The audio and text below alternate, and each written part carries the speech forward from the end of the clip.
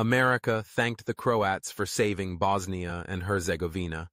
These words should be kept in mind today when the Bosniak elite from Sarajevo wants to erase the Croatian people. It should also be remembered that wars are rarely fought only on the battlefield, but that behind them there is a whole network of political, diplomatic, historical, and strategic maneuvers. Such was the case with the Homeland War. The key military police operation was Storm, which forever destroyed Serbian imperialism. Behind this victory, a tense diplomatic game was played, later described by the American Ambassador Peter Galbraith. One of his records is particularly striking. On August 3, 1995, Peter Galbraith predicted the start of a general Balkan war the next morning. It was the night before Operation Storm, an operation aimed at finally liberating the occupied Croatian territories and stopping Serbian ethnic cleansing. Galbraith's record reflects the tensions of the evening when everyone expected a crisis, but also a sense of exhaustion after a series of failed negotiations with the rebellious Serbs who called themselves the Republic of Serbian Krajina. Galbraith, from the position of an American diplomat, stood opposite the determination of the Croatian political leadership, which, aware of Washington's resistance and restraint, chose the path of military liberation of our homeland. On that day, Galbraith spoke with President Tuđman. He knew, and would later record, that NATO and Washington did not believe in the possibility of a peaceful return of the occupied territories, but diplomatic routine required formality. A few more rounds of futile negotiations with the leaders of the rebel Serbs had to be carried out. Well, on the morning of August 5th, it brought not only awakened hope for Croatia, but also an urgent note in Galbraith's diary. The Croats have made a great military breakthrough. This morning, they captured Knin. With these words, he testifies to a historic moment that will, in parts of the international community, provoke admiration, but also concern, especially in the context of what was happening simultaneously in Bosnia and Herzegovina. During that period, the tragic situation in Bosnia and Herzegovina escalated into the greatest humanitarian tragedy in Europe since World War II.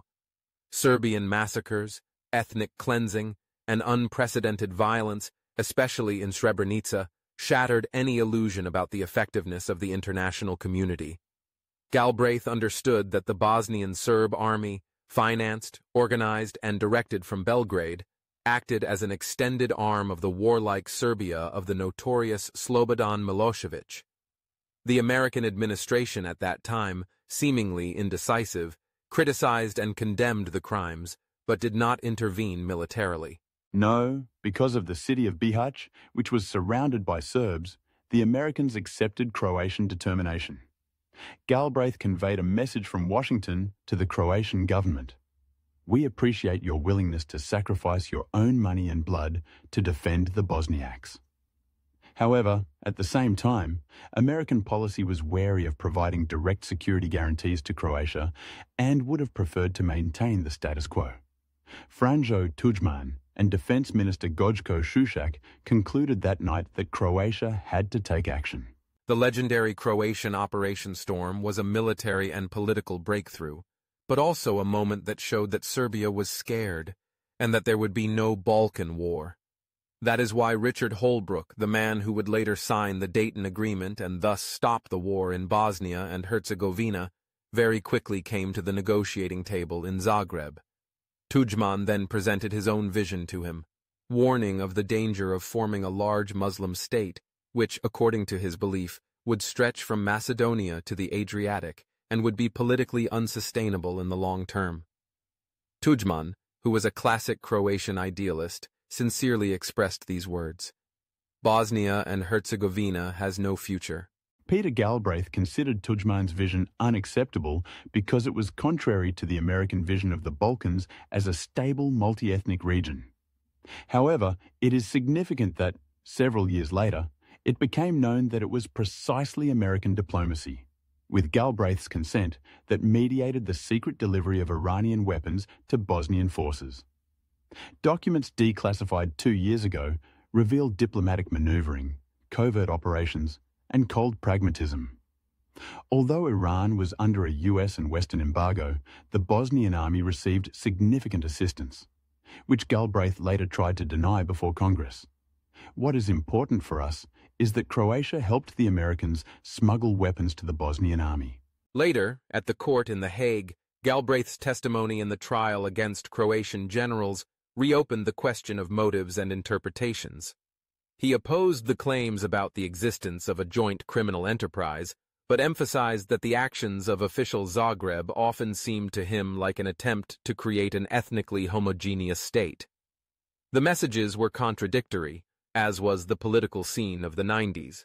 The issue of homogenization, the return of refugees, and the political reorganization of the region posed difficulties both for Croatia and for international actors. Until the very end, Galbraith remains a figure of divided motives, caught between personal morality, the politics of his own country, and the relentless logic of international relations. Drawing parallels with the present day, the war in Ukraine appears to many as an echo of what happened in Croatia and Bosnia and Herzegovina. Imperial policies, attempts to preserve spheres of influence, and justifications for interventions under the concept of alleged protection of the Serbian or Russian minority find an analogy between Moscow and Belgrade. From Washington's perspective, Ukraine is strategically crucial. With its vast territory, resources, and demographics, it represents a geopolitical bulwark towards Asia. Therefore, American support for Ukraine, expressed more openly and concretely than was the case with Croatia in the 90s, stems from a deeper strategic calculation, not just from sentimental identification with the victims of aggression.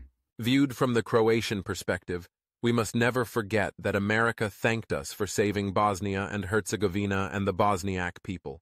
We must constantly repeat the American words that we sacrificed our blood and our money, which is why the Bosniak elite, Europe and America, must regard Croatia's role with respect. Anything else is a Croatian diplomatic failure that we must prevent.